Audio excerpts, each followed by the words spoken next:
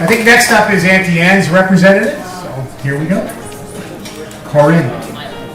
Unless there's anybody else here. Christine's here. Well, I'm Anne's daughter, Corinne, and I was one of 7. And unfortunately, when we grew up, we were out in what they called the sticks. We're out in the farm way out the east end. And I grew up with 3 grandparents on the Chevetti side. So all the Chevetti people used to come to our house. But we rarely got out to the Machinos. But I have one wonderful memory of Grandpa and Grandpa Machino going to visit. I was about 3 or 4. And we walked in on a Sunday afternoon, and the smell of chicken soup, I can still smell it. It was a wonderful aroma, and Grandma was standing at the stove stirring the pot of sauce and stirring the soup, and this incredible time. And I wonder now because I heard another story about how Phyllis Ann's dad had to kill this chicken one time. And he grabbed it, he had never done it before, so he grabbed this chicken and he was pulling out all the feathers. And of course the chicken was squawking away, so he chopped its head off. That would keep it quiet. And the thing got away. And it was running down the street, and there was Uncle Mike running after it. So I don't know if that was the special chicken in the pot the next day. It was really good. It may have been later that day too, because nobody else was around. We just had lunch with them. But I remember Uncle Joe coming in, and he must have been like a 20-year-old, maybe 19 or 20, and maybe Uncle Tom. And they brought Ray and I a chocolate chicken. I had never seen anything like it. It was like this big. And that was a treasure for us. I mean, we had never seen anything, and so we just thought they were the greatest uncles. And of course they were throwing us up in the air. We'd never had that experience. So I just owe you a lot, Uncle Joe, for those wonderful early memories. There was another memory when I was about 9. I think my mother got tired of doing all the cooking every Sunday for all the other side, and finally, this one Saturday, I saw this twinkle in her eye, and she was all excited. Next thing, she was moving all the furniture out of the living room. And then we were asked to help her roll up the rug. And I thought, what's going on? Well, she finally announced that 3 brothers were coming over with their instruments. And sure enough, Uncle Armin came with his accordion, and Uncle Tom came with his guitar.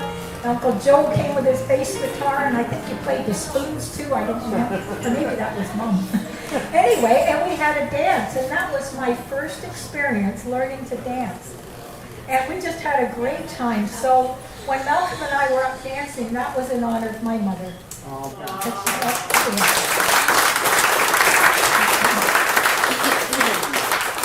So years later, when I was married and I had my son, Daniel, and he sends his regards to everybody. He's stuck in Montreal, you can get down.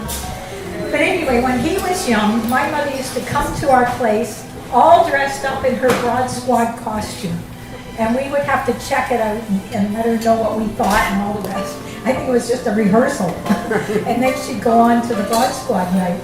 Well, one time she came, and you probably remember this, you Broad Squad people. She was dressed up like the Chinese coolie, Some Sing Wong.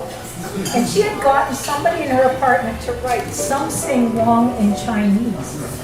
But she forgot that most of the people in her building were Chinese. So when she got on the elevator and she was, preoccupied, they're all reading this sign, Some Sing Wong. So she just carried on, and she had a black face, big teeth, buck teeth, and a coolie hat, and the whole bit. But she just didn't miss a beat. She came and had a great time. And I have to thank all you aunts for that wonderful time that you always gave toward the Broad Squad. And that was the highlight of my mother's life. She really enjoyed it. And just one more thing. Mom used to go out with Auntie Mary every Monday afternoon at one time when Auntie Mary retired. And every week they were trying to find something different. And one time they decided, let's take piano lessons. So they signed up for 88 keys. But another time they thought, let's try golfing. They had never golfed. So here they were out on the golf course, nobody to teach them, and they were on the fifth hole.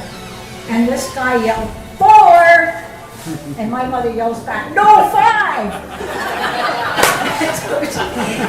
and they went instead of going from the 17th hole to the 18th, they went from the 18th to the 17th. And they couldn't figure out how to get this ball way up the hill. So they just laughed all the time. And I think for all you machinos, I've been trying to figure out what is your secret that for longevity and for keeping your mind so clear. And I think it's the bananas. And it's got to be your sense of laughter and humor.